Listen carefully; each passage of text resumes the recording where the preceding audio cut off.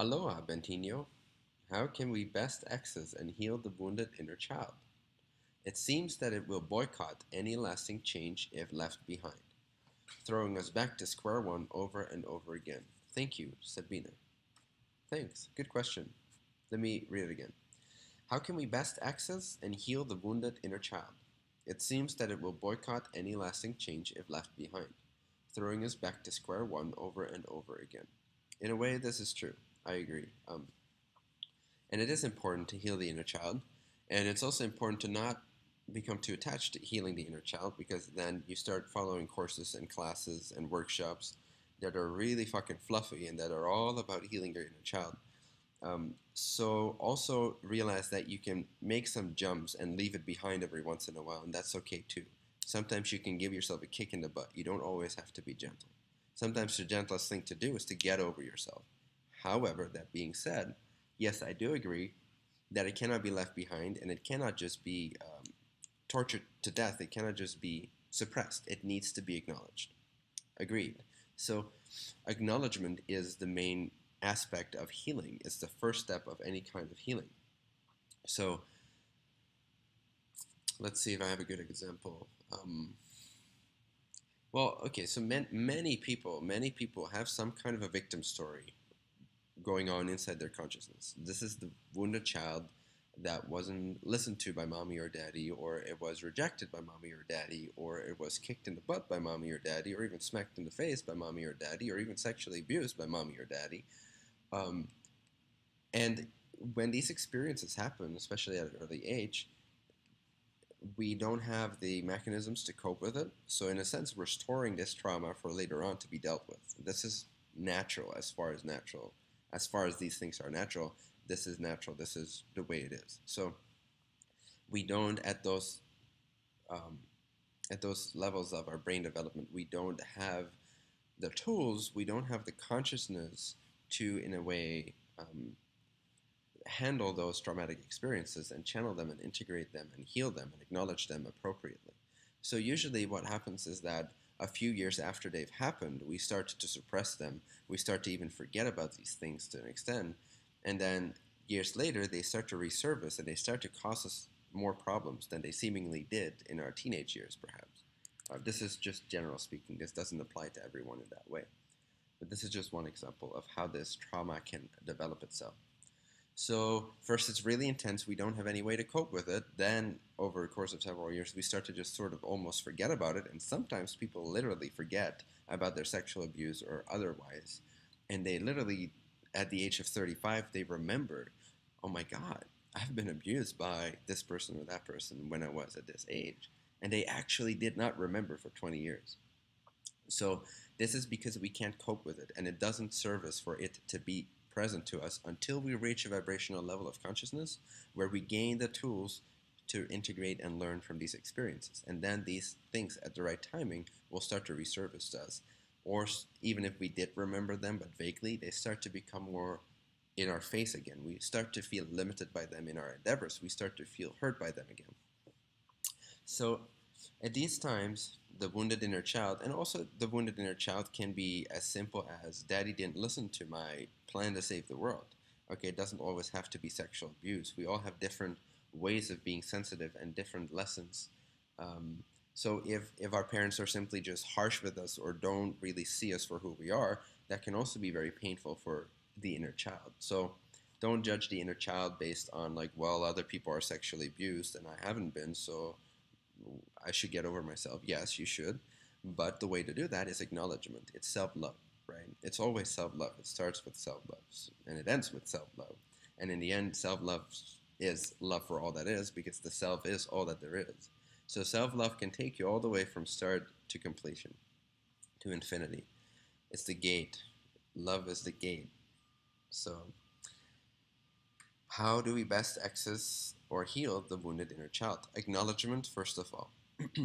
If we take the system of the chakras for a second, and I don't talk about this often, but there is some reality to this. There is reality to these different spectrums of light, of the full spectrum of white light. There is these 7 spectrums that we, as an individuation, are emanating, are created out of and as. So experiences are always filtered through first survival, or what you could call the first chakra, then um, a personal identity, then our relationship with the world and other people, or the third, um, then through love and the expansion of understanding or compassion, then through authentic expression and the emerging of wisdom, then through the center of unity and light,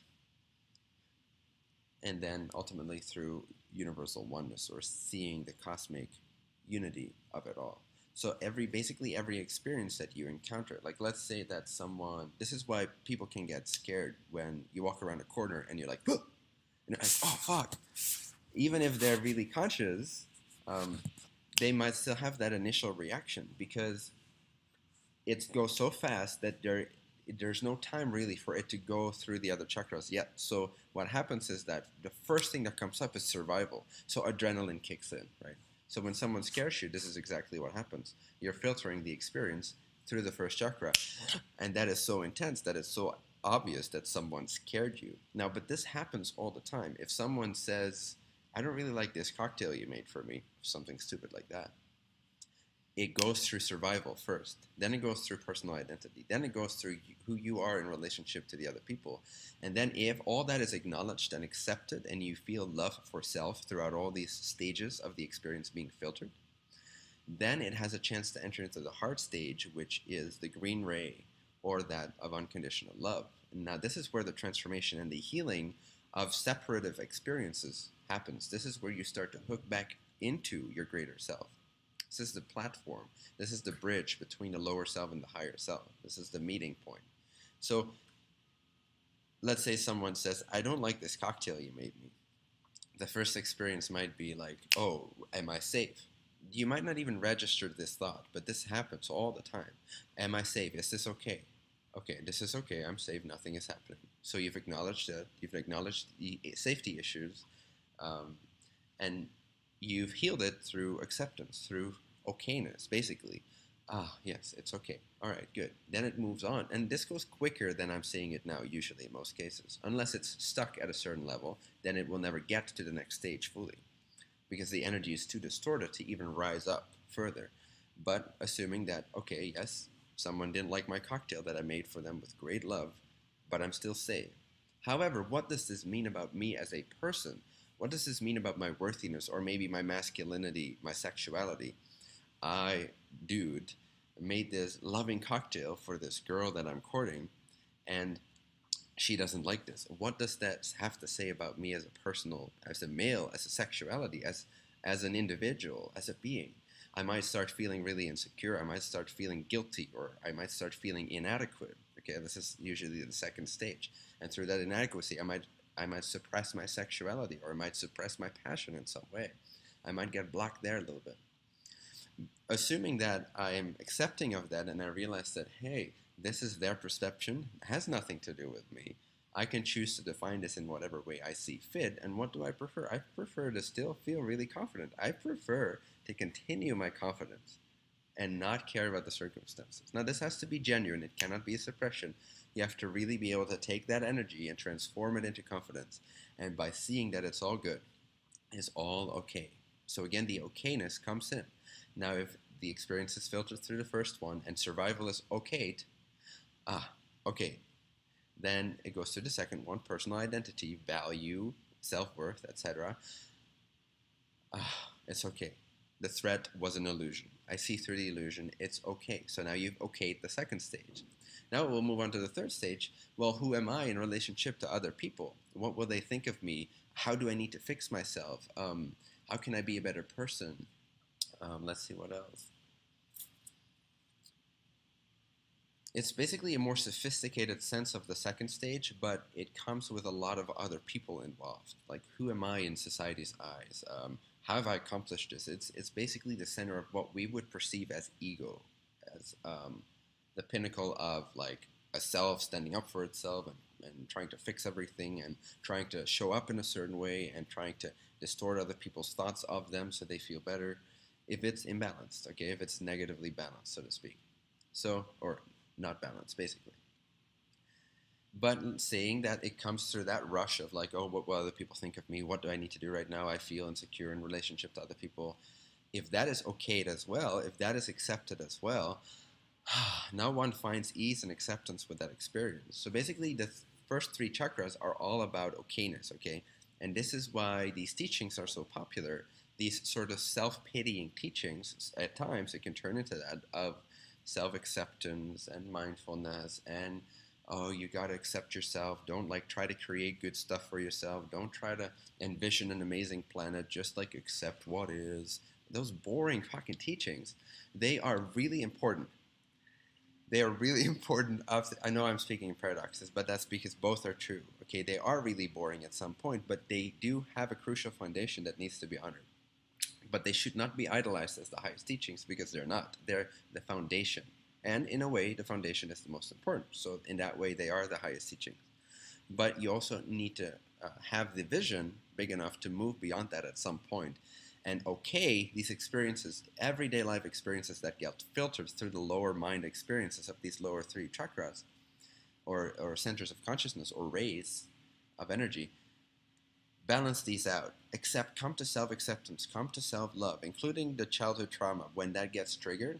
And that is imprinted in those lower chakras, so that will flare up. So if someone says something that you don't like, if something traumatic happened as a kid, that trauma will somehow influence the energy distortion at that level, and it will reply. It will reply in terms of stress. It will reply in terms of feeling inadequate and like you need to defend yourself. It will reply in terms of feeling endangered and threatened and feeling like perhaps you need to stand up for yourself or flee or run away or be scared. But assuming that more and more throughout everyday life, you can accept the self and the inner child by finding okayness with these experiences and easing these chakras by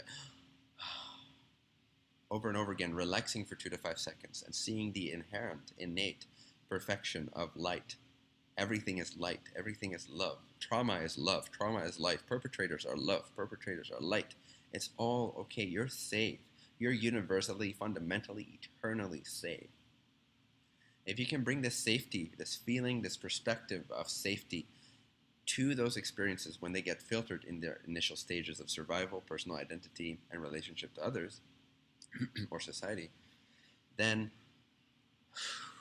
that can relax and the foundation can start to become transparent and clear up itself, so that now these experiences, the energy of any experience, can start to actually reach into the center of the heart and be filtered through or understood from or learned from at a level of learning unconditional love, learning expansion. So this is where experiences start to meet the level of the higher self. So acceptance is key for healing. Acknowledgement. Okay, acknowledge it over and over again, relax into it, find the okayness with it, find how it's perfect, unfold it, go into it. All this boring stuff needs to be done, and it's also very beautiful, don't get me wrong, it's really beautiful as well. But it should be seen in perspective. It's the basic foundational work that needs to be done in order for yourself to allow yourself to gain more and more clarity of every single experience in your life. Otherwise, you can only really learn from, say, meditation experiences where you sort of transcend the lower self for a while and you learn from life and you have these expansive experiences of awakening. This is why people have awakening experiences, but it's not integrated. They talk about it like, oh yeah, I had this amazing experience, but they're really still the same messed up, distorted, beautiful, distorted vehicle that they are as an individuation. So this is because they put their filtration system, which naturally comes in that way, on hold. They transcended these lower levels for a bit, and they started to perceive from other centers of energy and consciousness. However, it wasn't everyday business. It was a one-moment meditation or contemplation experience. Repeatable, and sure, meditation can help as well, but we need to accept the self fully. We need to forgive the self and other self fully in order for these three first chakras to open up to the extent where then our consciousness can become highly adept with every experience of everyday life. So now you don't need meditation in the same way anymore unless you want to go even higher. But now everyday experiences are learned from the levels of unconditional love, authentic expression and wisdom, unity, and infinite cosmic unity, or by unity here I mean like unity of love and wisdom, unity of, it's like a completion experience of seeing the whole individual in its proper light, seeing the light behind it all, and then cosmic totality and unity. So now these chakras can start to actually apply their consciousness to everyday life experiences. So imagine not just learning from a single meditation or awakening experience, but learning from every interaction you have with every single person and engaging and learning at it from that level. Now that's why my life seems super accelerated in comparison to most people, even a lot of spiritual people. It's because, and that's why I say sometimes a lot of stuff goes on at the same time for me. It's because all these centers are active. They're all interpreting every single experience I'm having. So I'm learning from things at a very fast, deep rate, comparatively. Still baby steps compared to what's possible. But compared to most human beings, I live in a super accelerated learning life. So I keep accelerating the rate at which I gain wisdom. Now that happens because I have accepted the self. I've accepted the self. I'm fucking perfect. I'm fucking beautiful. I'm fucking complete. I always want to do the right thing. I'm perfect. There's no guilt. I feel good. I'm worthy. I'm deserving. You see, so there's infinite self-love here. There is a lot of self-love here. There is a lot of integration. There's a lot of acceptance of self. There's not much that throws me off of that anymore. So there's not a lot of experiences that are blocked from reaching the higher levels of energy and consciousness to be interpreted from those points of view. That's why the learning for me happens real fast, and the expansion happens fast, because I see everything from those different centers, and not just from the initial, like, am I safe? Who am I? How should I manipulate this person to get my way? That's all not there. So a lot is happening. A lot is learned from every single second. Now, this is sort of a bigger overview to your question of how to heal the wounded child, but basically that's it.